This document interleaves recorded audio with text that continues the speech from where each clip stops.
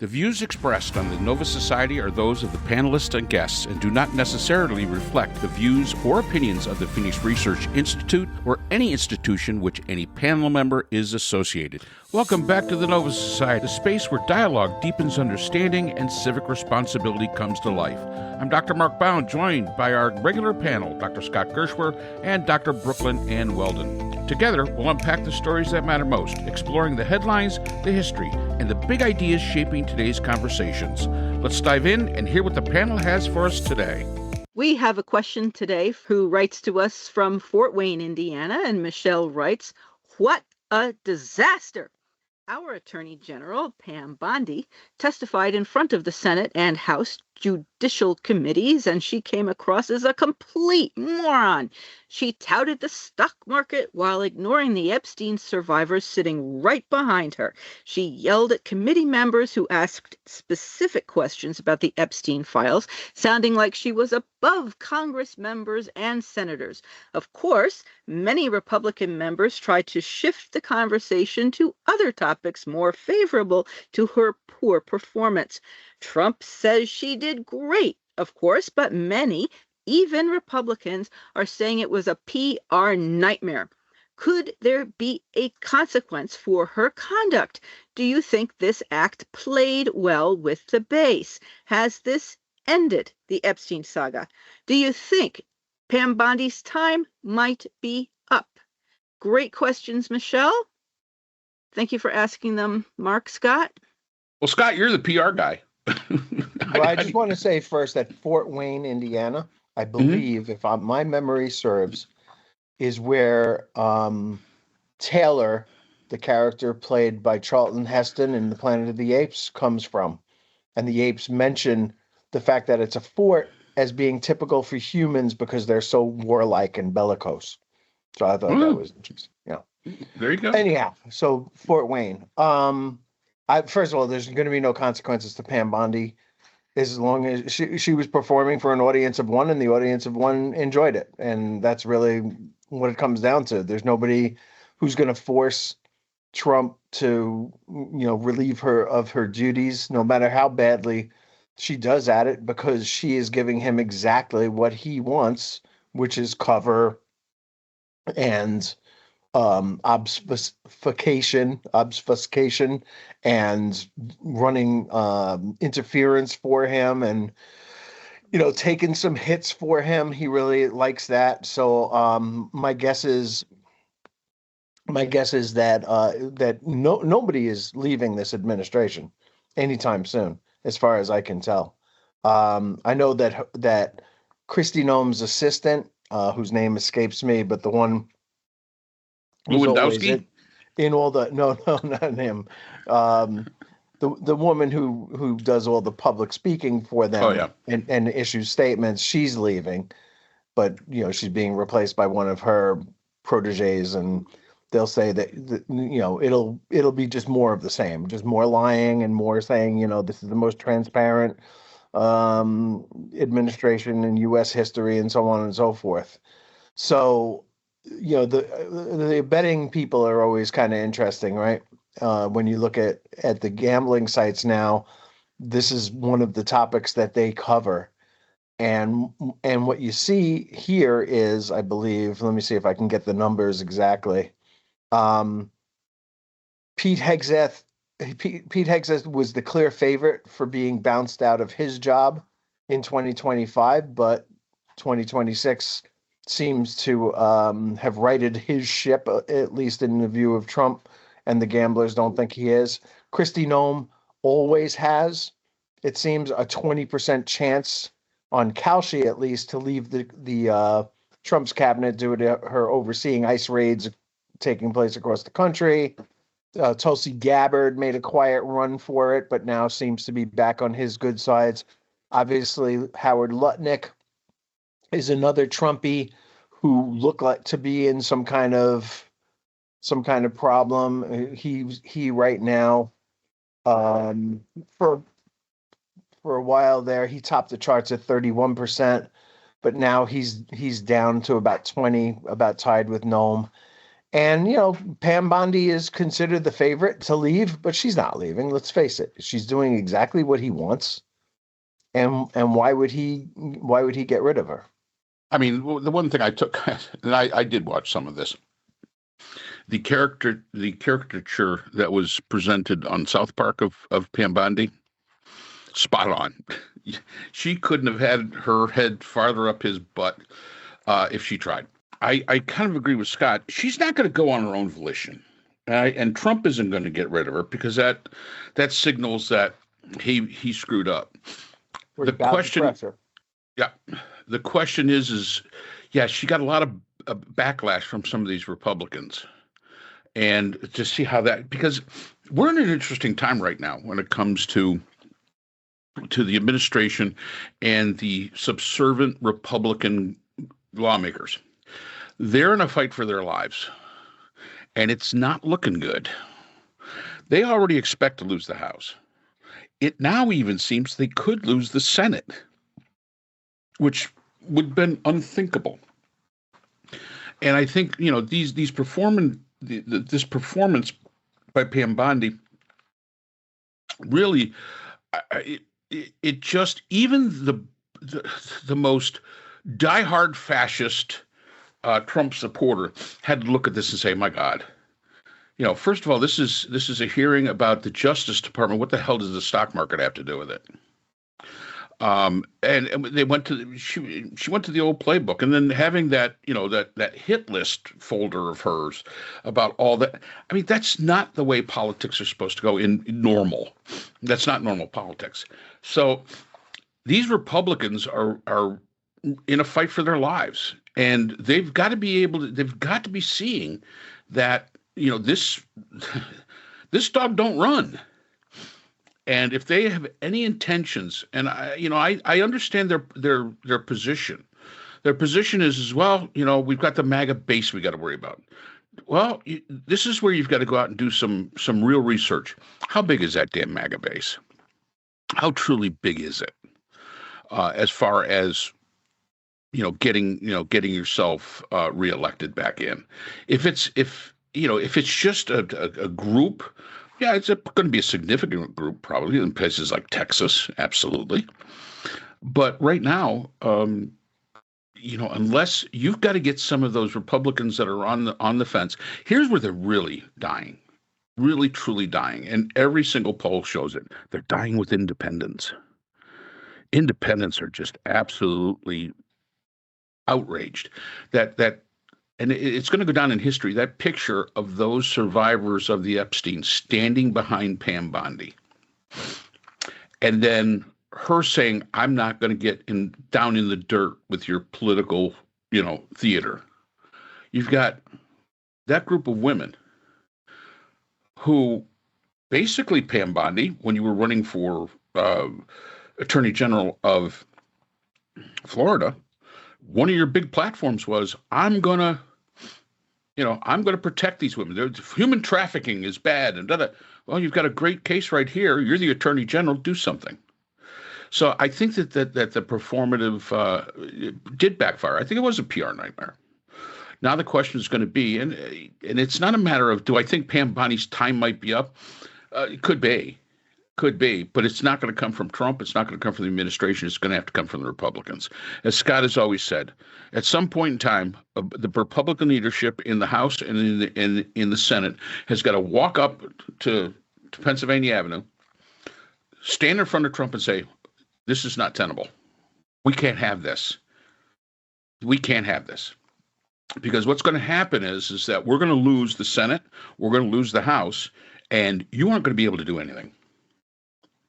So if you want to do anything, now's your chance but you've got to make some changes because this isn't setting well. This is, and again, I don't care if you're the biggest MAGA moron on the face of the earth. If sitting there watching those women standing behind and saying, we've never been contacted, they're a big voice. And even, like I say, unless you're the most misogynist person on the face of the earth, I'm sorry, that's gotta impact you. The Attorney General basically ignoring them. It was sad. It was truly sad. But I will say this: I think some of the Democrats really showed their mettle.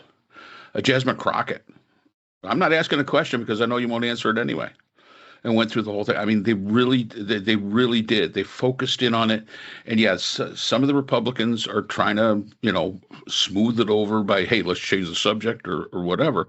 But those Democrats stayed with it because they know it's a winning formula. And after you saw how Pam Bondi reacted in the beginning, you knew she wasn't going to change. You knew she wasn't going to change. So just hammer on her and let her self-destruct, which in my mind is exactly what she did. Has the Epstein file thing saga ended? Good question. I honestly don't know, because she's saying they're not releasing anything more, that they're done, even though they haven't complied with the law. So we have to see, how this plays out. But, as I always said, the judicial system that moves slowly. And if you think you're going to hear something about it within the next, couple of weeks or months or whatever, you're not, because they're gonna hold this thing up as much as possible, and that's the playbook right now. So I'm gonna just a couple of things that I'm gonna disagree with you on a little bit here. One of which is that going to, these senators or members of the House going up to Trump and saying, "Look, your position is no longer tenable. We're gonna lose." He doesn't care. He cares only about himself. He has said it before when he was impeached the first time for the Zelensky holdup. He said, "Look, if I'm going down, I'm taking you all down with me." And they backed down. Like the Senate might have given some thought to really look at that particular case of a quid pro quo, a blackmailing somebody for personal reasons, not even government. There's no government interest in Zelensky announcing that they were going to look into the Biden family as far as their dealings in Ukraine is concerned. There was nothing in it for the Republicans at all. And they backed down when he threatened them. And he basically said, Mike Pence is going down, the speaker's going down, we're all going down together. And I think they take that seriously, and I think that there's a lot of dirt. On a lot of them, we've already seen Chris Christie last week sort of said out loud on one of the Sunday morning talk shows that one of the Republicans who talks to him all the time and says, "This guy's a lunatic, but I'm too afraid to do anything about it," is Lindsey Graham. And blowing the cover off of Lindsey Graham, I guess would have been her. Like I'm pretty sure that it's an open secret at the very least that he's a homosexual male, and that that somebody could blackmail him, or somebody can say something that would cause him embarrassment or whatever. I mean, who doesn't know that at this point? The fact is that Trump is not going anywhere. Pam Bondi is going to do everything in her power to not release these files. And here, I think what we do have is a white knight coming. And that white knight seems to be in the form of other governments who are releasing these files unredacted. And actually taking some punitive actions against some of the people from their countries who are in these files in a really bad way. And we've already seen it. I think the first case was Norway is bringing charging a crime to their ambassador or former I don't know what it is head of parliament, Prime Minister. Thank you. Their former prime minister who's in these files, and kind of all over these files. And you're seeing other governments beginning to do things around the world, everywhere but here. And when they start releasing things, because here's where the basic police tactics goes. a lot of these people can't do the time. And when somebody can't do the time, they tend to make offers. And what they have to offer is getting up the chain. And at the top of that chain is Donald Trump. And if other agencies, Interpol or so the UN Human Rights Council, begin to investigate,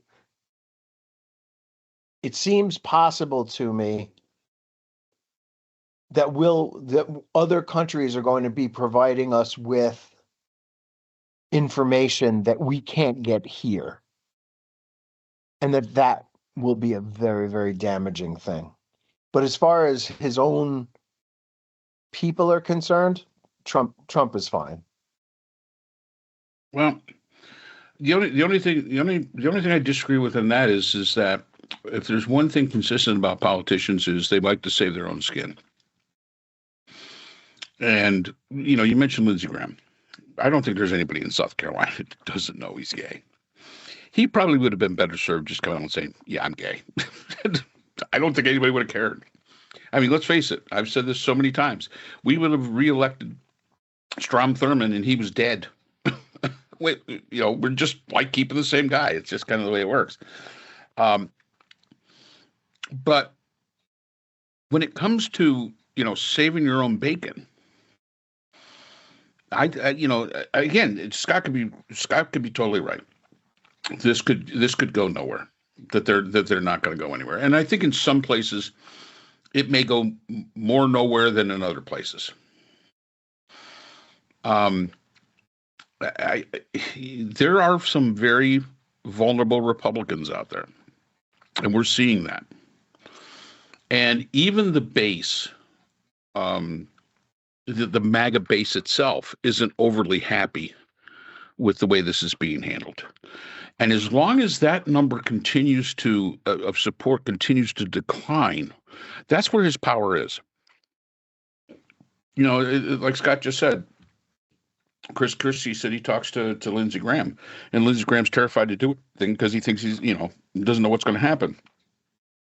Well, as that number of support of the Republican supports, and then the MAGA support continues to decline, well, you get a little less afraid.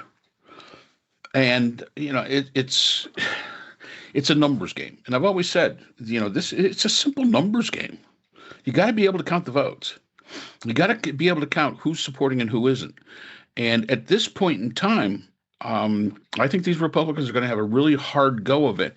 And the Pam Bondi thing, I just think it was a disgrace. One of the questions was, is there consequence for her conduct there? Yeah, there actually is.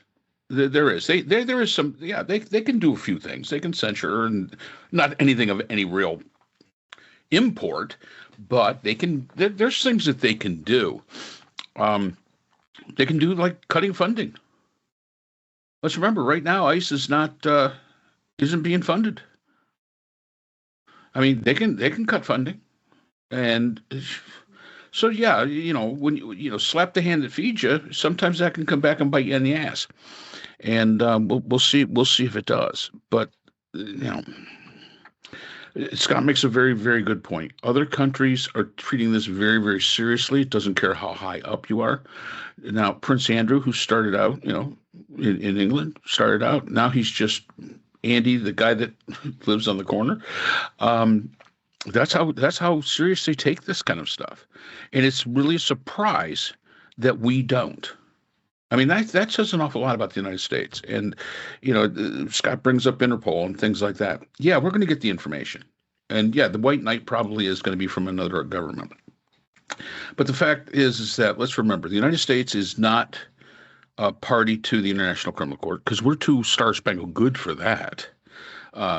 We take care of our own. We don't care what the Human Rights Commission says at the UN. We just don't care. Because we're above that, because we're too star-spangled wonderful to care about stuff like that.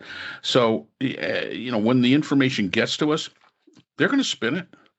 They're going to spin it all over the place. And now it really comes down to is the American people as stupid as they appear to be? And my hope is that they are not, that they actually take the information they get and they really start paying attention and holding people accountable. This is the most amazing thing to me. The President of the United States, we don't hold accountable. We have forgotten he works for us. He is not the king. He works for us. And, that's all there is to it. This is a system where the government supposedly reports to the people, and we have given up that power. And that's a shame, because it's allowed what's gone on over the last 10 years to go on. So we'll see what happens with that. And I agree with you there. And just to build on one point that you just made, one thing that is very clear is that Trump doesn't really care about the law. And when I say that, I don't mean just following the law. I don't think he cares to make laws. No. He's done very little legislation, given the fact that he's got both the House and the Senate. He's not done immigration reform, which he said, hold up on, I want to run on this, presumably in order to enact it himself and make it, the Donald Trump Immigration Reform Act of 2026 or 2025. It should have been. But he didn't do that, and he hasn't done it yet. So I'm not even sure that threatening legislation, the fact that you're not going to be able to pass any legislation, you're going to lose the House, bothers him that much, because I don't think he has any intention of doing legislation anyways. He issued something like 480 executive orders. And that seems to be his comfort zone. His tactic is to say, I'm going to order these things as president of the United States, and you're going to do them. And that's all there is to it. And of course, the courts have stepped in to sometimes say, no, you can't do this, or no, you can't do that. You're overstepping your bounds, whatever it is. I don't think that even if the Democrats regain the Senate, that there's going to be all that much difference between how he's running the government today and last year and the way it's going to be for the final 2 years, facing opposition in the House and the Senate, because I don't think he cares about the House and the Senate. And I think he's more than likely just to suggest that they all just go home because he doesn't need them anymore. And he's going to issue executive orders, and that's going to be the government. And knowing the Republicans, they'll do what he tells them to do. Yeah. And they'll all just go home. Yeah, and there's another great fear we have to have, and it's something that was being reported. I read about it. There's a chance that we might be losing one of our Supreme Court justices. Samuel Alito, not that I'm really sorry to see the backside of him, might be on his way out. My hope is he hangs out until after the midterms, because that'll determine, because the Senate's got to confirm the next person. Could that be Pam Bondi? Could Trump say, hey, listen, for all the good work you've done, for all the brown nosing you've done, for all that, now you're going to go to the Supreme Court. You're young, relatively, and you're going to be there a very, very long time. And move her up to the Supreme Court and move some other schmokey, his Eileen other Cannon. lawyer. Whoever. I saw that. So that's so again, it's not to the Pam Bondi thing, but it's sure a possibility. And yeah, I saw we were going to lose the Supreme Court justice, and I agree with Scott. I'm very concerned, and the lack of DHS funding doesn't seem to be stopping ICE, because there's funding from elsewhere, from that horrible bill that was passed last summer. So they're still hiring more people and now building all these ICE, all these warehouse concentration camps. Apparently there's one being built in New Hampshire from a warehouse, and the governor, whose name I don't remember, the governor of New Hampshire, according to the federal, the Christy Noem or whoever it was, DHS, he knew all about it, and he'd been given, the governor that is, he'd been given the blueprints and this, that, the other. Sorry. And the governor said, I don't know anything about it. I've not been told about it. And I looked up, and apparently there is one of these ICE containment holding facilities in New York, in Orange County, on Chester, on Chester Road or something in Orange County. Mhm. So there's money for that, like 38.3 billion for these containment, but there's not money for healthcare or food.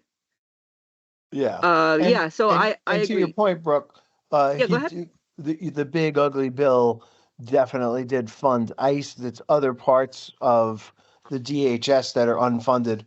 And look, I mean that brings up something. So like DHS has pulled people off of FEMA, has pulled people from there are FBI agents who have been pulled from duties that they have.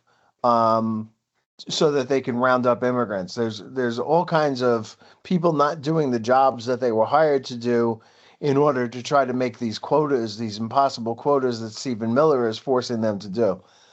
And I think at this point it's probably worth looking at the DHS, which was a horrible idea in my opinion to begin with. I remember talking about it at the time. Mhm. It's adding another layer of bureaucracy. It was done by the Bush administration after 9/11. And my first thought was, whatever happened to small government Republicans? Because this is not a small government No. agency, and it's only become bigger over time. And we know from past podcasts we've discussed the level of criminality that is inherent since the founding of the DHS in the Border Patrol and in ICE is off the charts. And they're used to operating on the fringes of the country and on the borders. When you start putting them in cities and seeing what they do, their normal tactics, it's shocking and disturbing to say the least. At some point or another, the country needs to take a good look and see whether DHS was a bad road to walk down in the first place. And it was done so there would be more unity in the intelligence agencies, and the FBI and so on. But this is not serving the country well right now. And these warehouses, Brooke, that you're talking about, that's a really scary thing. Because when you're talking about deporting people, you're talking about holding them for a relatively short period of time before they can be deported. So why are we building concentration camps and huge storage facilities for people all over the country if it's not for reasons other than deportation? And that would give me a lot of pause. It does. And I find it somewhat frightening to think of that, people who oppose Trump could end up in one of those cells or in one of those camps somewhere. And, the last place on earth that I want to go, short of like South Sudan or someplace like that, where other people are being sent for no apparent reason. We can't send you back to your country, so we're sending you to South Sudan or something like that is even more insane. Yeah, So that has crossed my mind that's what these. I mean, they were talking about the government was saying, oh, we're going to, 20 million people or 100 million people. I mean, there are not that many undocumented immigrants in the country. So what, as you say, Scott, deportation is removal from the country. So what are all these billions and billions and billions of dollars being spent on all these buildings that are just going to sit empty when all undocumented immigrants have been removed? No, of course not. So who's going to be in these buildings? And then think of it this way: they want to take hardened criminals, gang members, from other countries who are currently incarcerated, and they're going to put them in these facilities instead, where there are women and children being held, where there isn't the kind of security that our the penitentiary system provides. That's really crazy. And then bringing them back. I mean, what does Trump think he's going to do if he sends Tren de Agua terrorists or gang members back to Venezuela, a country that he currently doesn't have a great relationship with? Those, they're not going to be incarcerated there. They're going to be set free to come back here as quickly as they can. And this is a very self-defeating administration. There doesn't really seem to be a coherent plan for what they're going to be doing, unless you consider the fact that they're making plenty of prison cells for plenty of Americans, and I see that happening. Yeah. So just to clear it up, Kelly Ayotte is the governor of New Hampshire. Very small state. I mean, you would think she would know what was going on in her state. Obviously not. And I agree with Scott. DHS, the creation of DHS during the Bush administration was reactionary. And if we don't know anything, if we create something because it's reactionary, usually it's not going to be well thought out. And it was not well thought out. And so I'm going to get off. I'm going to get off of Pam Bondi for a second, just because I'm going to go on a tirade. My wife got stopped by ICE the other day on her way back from visiting the grandson. I pulled her. I mean, they were stopping a whole bunch of people, and they asked to see her papers. And what was the setting, Mark? Where was she exactly? She was all right. So she was just outside. I said when I sent you the text, I said Fort Jackson. It wasn't Fort Jackson. There's an Air Force base down in Sumter. I believe I think it's Shaw. And there was military police there, but they were not involved at all. They were sort of just on the military property. They weren't involved. It was what ICE. Is this? Sorry, Mark. South Carolina. Okay. South Carolina. Thank you. They had a whole bunch of people lined up. They were stopping the cars. ICE was conducting pretty much all of the activity. However, there was some local law enforcement there, but not really participating. And they were asking for papers, and Linda got stopped, and she said to me, she says, all I could hear you say was, just keep your mouth shut. Just don't say anything. And she was frightened. I mean, and rightfully so. She was frightened because she knows how she can get. She's from Chicago, and just rub her the wrong way, and you're gonna get your hands full. But she said there was some people that she gave her license, she gave her passport, and all that to them. To this ICE agent who went and, I don't know, checked up on her, I guess, and came back and said, okay, fine, go.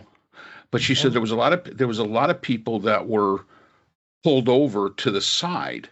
And let's remember, Sumter there probably are a whole bunch of I'm not going to say illegal. I'm going to say people that are here on, work visas or whatever, because usually when you're talking about an area like that, you're going to have quite a bit of that. And she said it was just one of the most odd experiences she was ever at, to show me your papers. But she thankfully, because she's been listening to us and she's been listening to a bunch of different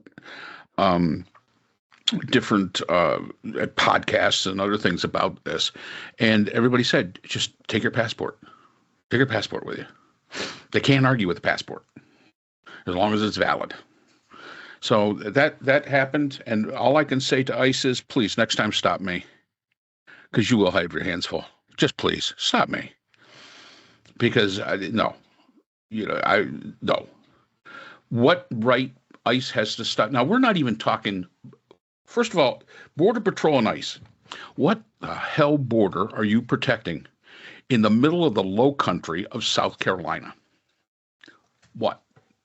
Georgia? The Atlantic Ocean? Oh, I don't know, North Carolina? I mean, it's not like we border on Mexico or even Canada or anything like that. What gives you the right to make a traffic stop? I mean, what? That is the purview of local law enforcement. They do that for DWI, for catch DUIs and things like that. That's what that's for. Check your registration and your license is valid and all that kind of stuff. That's what that's for.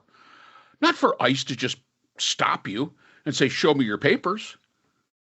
But Mark, even worse than that, it's not just show me your papers. They took her passport and left with it. Yes. Went back to the vehicle. Unmarked. Yeah, that's the problem. And Unmarked. That's a problem. Unmarked. And they had masks on. Masked. The whole thing. Masked. Yep. Oh boy. And And again, she said, she goes, Armed? oh, absolutely. She was looking over, and it was right there next. And I believe it's Shaw Air Force Base. That's down there in Sumter. And she said, she goes, the military police were there, but they weren't there. I mean, you could see there they were, but they were on the base. They were on that property, and this happened like almost right in front of the doggone place. And it is a fairly good size. It's not one of the largest Air Force bases here. I believe it's a training base, just like Fort Jackson is in Columbia, which is an Army training base. And there they were.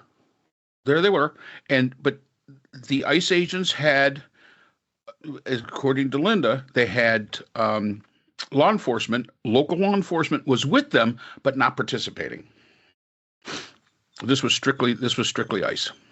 And showing a driver's license wouldn't have been enough. I mean, Linda's, I guess, lucky that she had her passport. It's a little scary to me that they took her passport and went away with it and brought it back. Yeah. I guarantee you, I would not have my passport. I mean, that's interstate travel. She didn't have to go out of state even. No.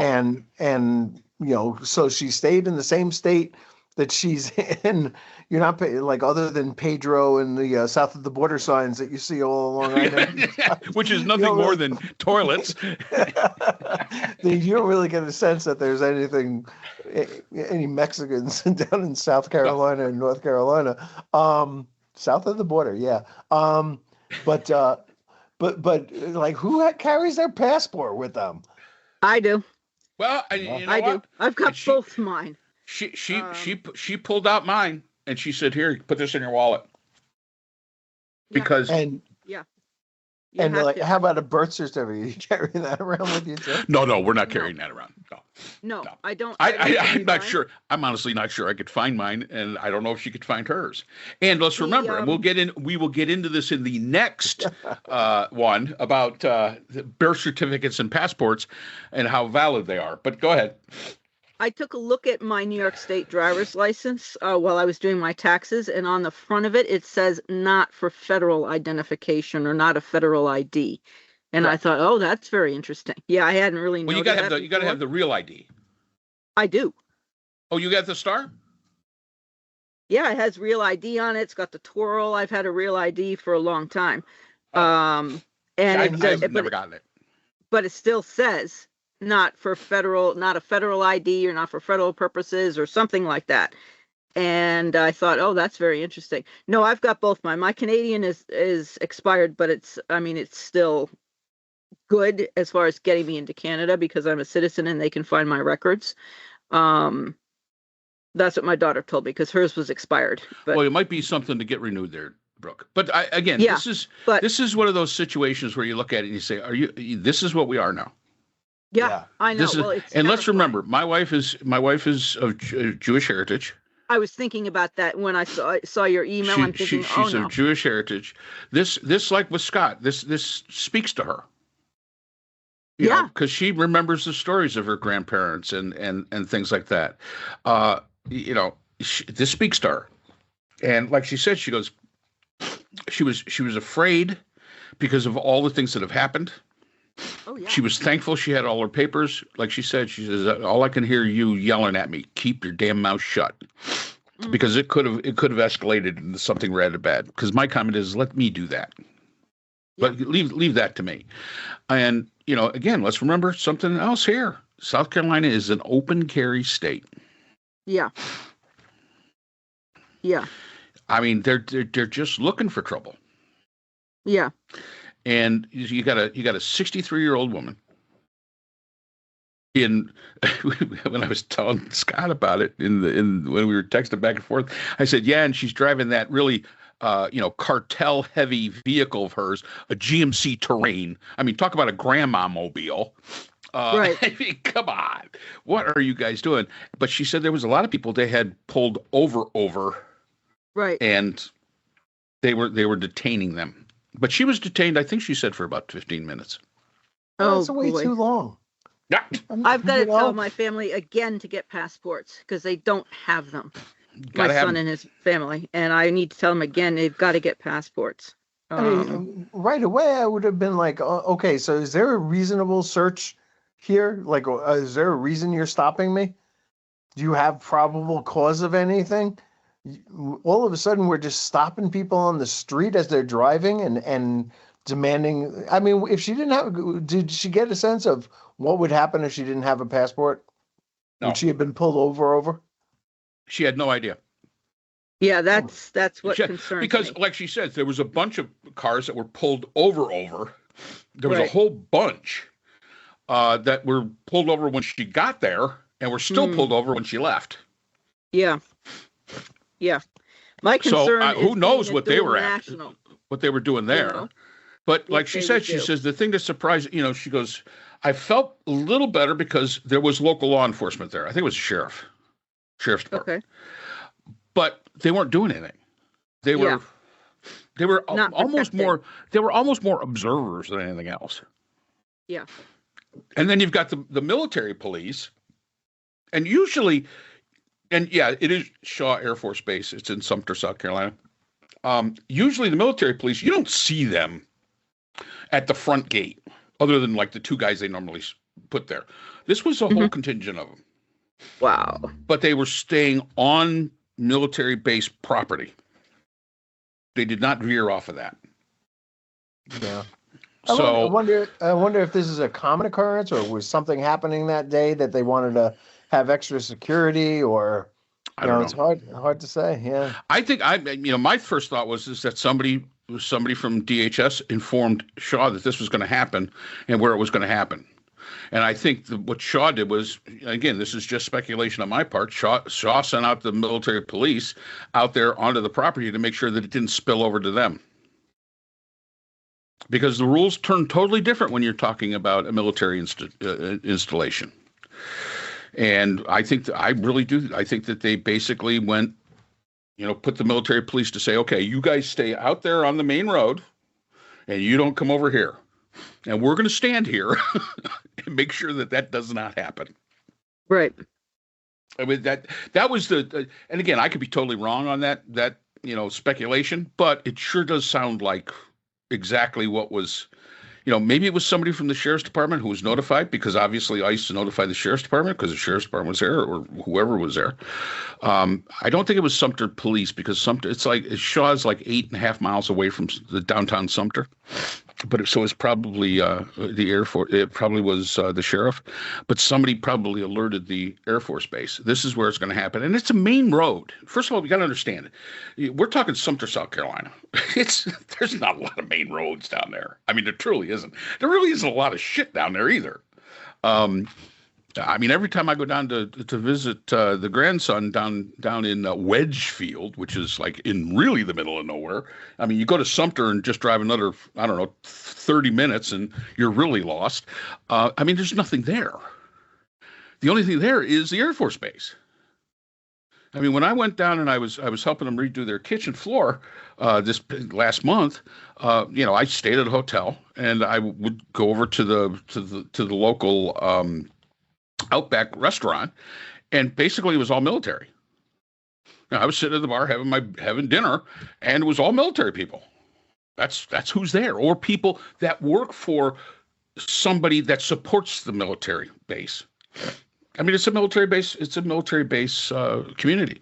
So again, I think my speculation would be is that's why the military police were out there, just to make sure you're not going to have it spill on into the military base, because that opens up a different can of worms. And I don't think anybody wants that.